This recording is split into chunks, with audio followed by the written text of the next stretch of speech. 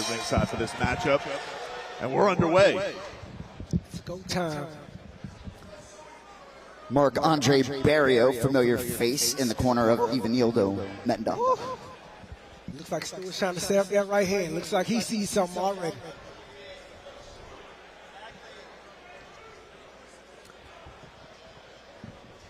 Andrew Stewart had a win at LFA 219 20 short days ago. I like these faces.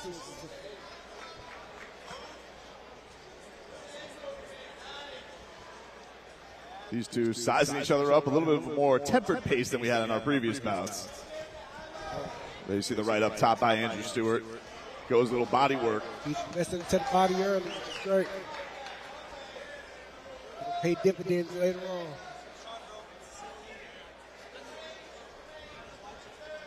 Jab sticks to the body there by Stewart on Mettendaf. And I want to see both guys really start investing into that jab. You know, instead of just looking at each other, you guys really just do that jab and stay busy with that jab. Keep that jab on your opponent and just keep him busy while you try to load up on something else. So you can open something else up. Combination of the body lands by Stewart on Mettendaf. You know, it is interesting when it looks like boxing more than brawling right out of the gate, because oftentimes in DBX, straight brawl out of gate. Ooh, strong right hand to the body by Stewart. Good body.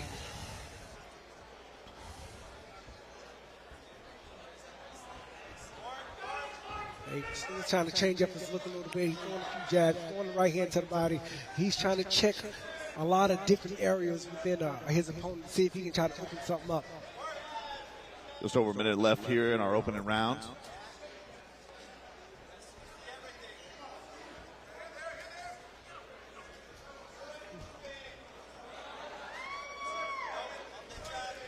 Stiff jab there to the body by Stewart on Mettendaf. I like the poise I'm seeing from Stewart. Nice job feinting.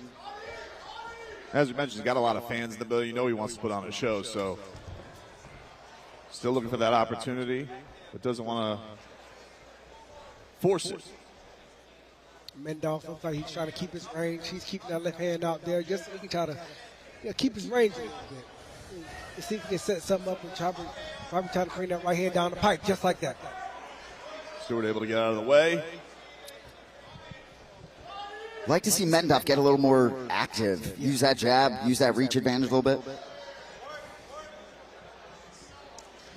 Big right lands up top by Stewart as we get to the closing seconds. Little slip there. I like that little step to the side. And just as a note for our viewers, if you're first new to Dirty Boxing, you cannot follow up ground and pound on a strike. It has to be an earned knockdown for you to follow up with strikes. Wayne Spallino checking on Mettendaf. Stewart, as we got a couple seconds left here in this first round.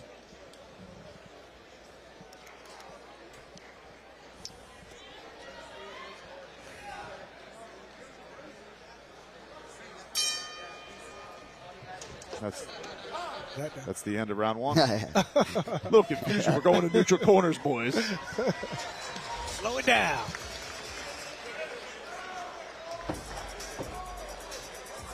These guys took their time the first round to really see what they had in front of them. So let's try to see if we're going to see a little bit more action in the second round.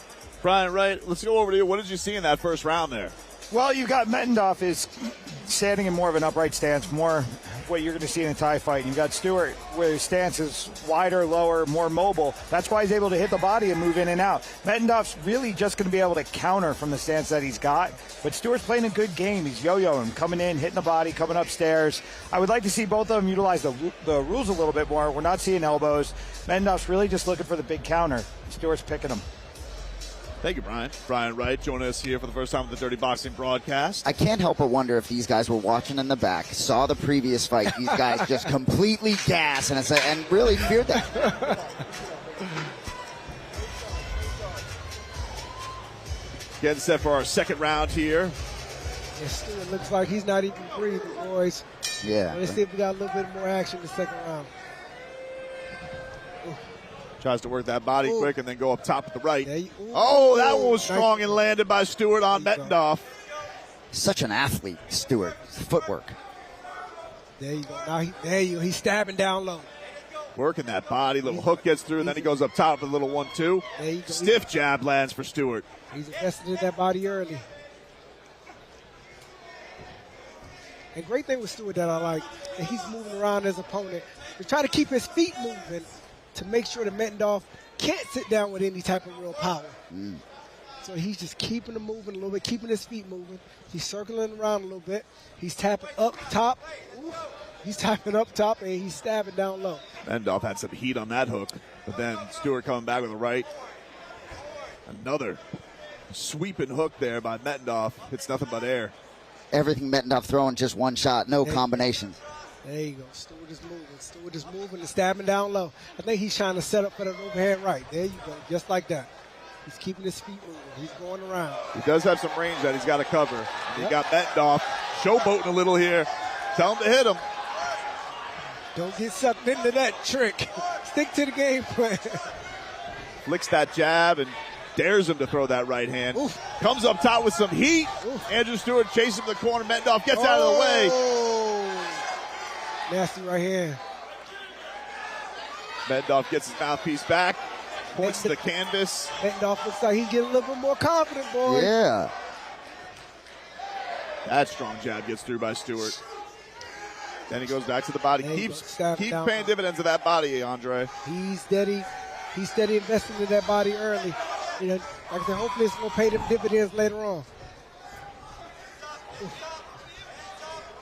Sorry, BT, go ahead. No, I was saying we got a minute left here, Jason. Go ahead. A little fire being lit under Mettendaf, it seems. Even some of the footwork now, a little more quick, a little more pop in his step.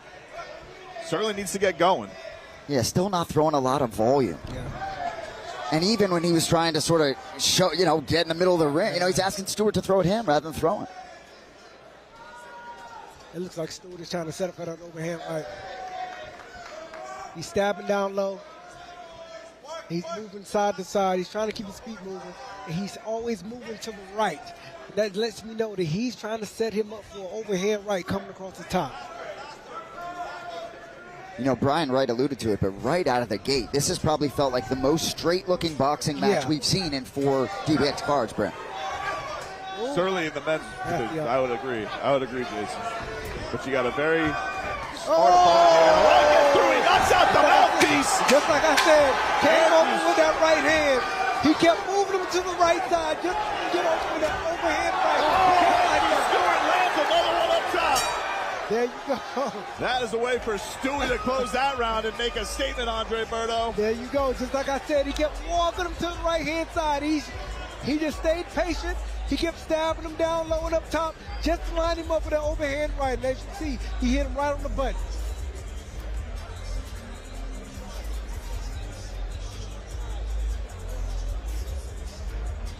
What a showing there at the end of that round by Stewart. Let's take a look at some of the action here. Boom. There you can see. Just kept walking straight to that right side. Walk straight to the right side, right overhand. Boom! Just like that. It's tough to tell if Mettendaf got the mouthpiece knocked out or he spit it out hoping for a break. That's really interesting. I don't know. But either way, Stewart started landing with some heavy shots there at the end. But you want to figure, in his hometown of Nashville, does he want to close the show here and make a statement? Will he press the gas a little bit more here in this final round? Yeah, I believe he should. I mean, he's a hometown kid. You want to try to make a statement, but try to make sure to stay smart. Stay smart in there. Body shot gets through there. Stewart on Mettendaf, and then he sticks the jab in his face. Oh, and a right top. Oh. Sneaks that uppercut through. Brian, what are we seeing here from Andrew Stewart? I'm seeing a lot of discipline with Stewart. His game has not changed the entire fight. Mettendaf, he got all emotional, but it's because he was just doing the same stuff, just a little bit harder. Stewart's moving in and out. Mettendaf's still just standing right in front of him looking for the counter. As we get here in this third and final round between Nashville's own Stewart and the Black, and a right up top. Another big one. Another right. He's hitting some ones, but you got to give it to Mettendaf. He's eating these well. It looks like Stewart's going to stick to the game plan. Jabbing up top, stabbing down low, and keep walking him to the right-hand side to his power shot, and that's the right hand. Just like that. Just like that, right hand is coming soon. Really appreciating watching Stewart's movement. Yeah. Well, he's a man who's got some big plans in this fight game. He wants to make a statement here. He's fought a lot at 170. You know, Mettendaf's a big opponent. Mettendaf, even some of his behavior in there looked as if maybe he's not necessarily feeling the finishing power coming back from Stewart. Yeah. There you go. He's doing the right thing. He's stepping to the side, just like that, and he's setting things up for that overhand right. He's staying patient. He's sticking to the game plan. Overhand right, just like that. Just like that. He's going to keep on walking to that right side. I keep tapping him up and down until he gets frustrated so he can drop that right hand over and over like you guys been seeing. Got about a minute left here in our final round. He's going to keep Mettendaf's feet moving. Right up. And come over the top of that right hand just like that. Playing a little bit about eye poke, it seems like.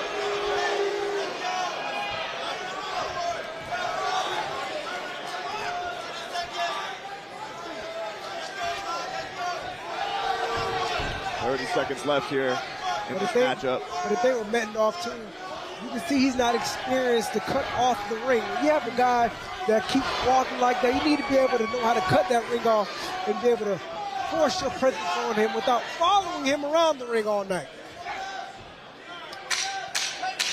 Final 10 seconds here in our third and final round. Stewart tries to follow up with a barrage. But finally gets some offense off. Throws his mouthpiece in disgust. I think a little disappointed with his own performance. Got to think Andrew Stewart, the hometown kid, is going to get his hand raised here, Andre. A nice showing by him. And I think Ivanieldo Mettendaf, a little frustrated maybe that he couldn't let go a little bit, that hesitation but it was just a masterful job by Andrew Stewart working that ring. Yeah, definitely. I think Stewart stuck to the game plan. He had walking to the right, the hand side, and Mettendaf couldn't do anything about it. I mean, it's his fault. He should have been able to cut off the ring and really try to bring that pressure to him. Like I said, he didn't do that tonight at all. And he made it a little bit more of an easier job for Stewart tonight.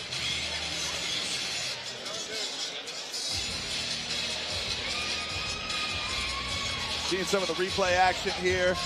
And as you can see, he just kept stepping to the side, kept stepping to the right side. He kept his feet moving, all night, just set him up for that right hand.